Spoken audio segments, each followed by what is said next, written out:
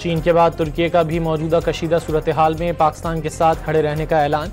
वज़ीर आज़म से तुर्की के सफ़ीर इरफान नज़ीरोल्लो की मुलाकात। कशीदगी में कमी के लिए दोनों ममालिक से तहम्मुल का मुज़ाहरा करने पर जोर।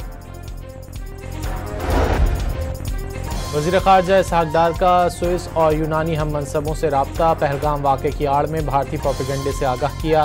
स्विट्ज़रलैंड की पहलगाम वाक़े की गैर जानिबदाराना तहकीकात में ताउन की पेशकश। पाकिस्तान का 450 किलोमीटर तक मार करने वाले अब्दाली मिसाइल का कामयाब तजुर्बा। ज़मीन से ज़मीन तक किसी भी हदफ को कामयाबी से निशाना बनाया जा सकेगा। सदर पाकिस्तान की मंजूरी से टैक्स लॉ तरमीमी ऑर्डिनेंस 2025 जारी। FBR अफसरान के इख्तियारात बढ़ गए। टैक्स रिकवरी के लिए अकाउंट फौरी मुंजमद किया जा सकेगा। नायब वज़ीर आज़म इसहाक़ डार की ज़ेर सदारत आला सतह का इजलास। दोस्त ममालिक की जानिब से मुख्तलिफ शोबों में सरमायाकारी की पेशरफ्त का जायजा लिया गया।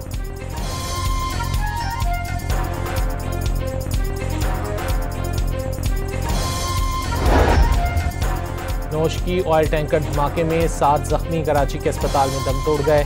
जाम बहक अफराद की तादाद 14 हो गई।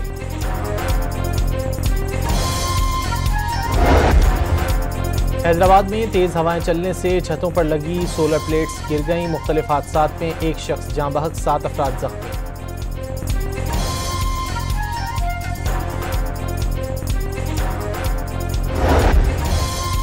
जामशोर और अतराफ में बूंदाबांदी। मटियारी में तेज हवाओं के साथ हल्की बारिश। हब की तहसील दरीजी में भी बादल बरस पड़े।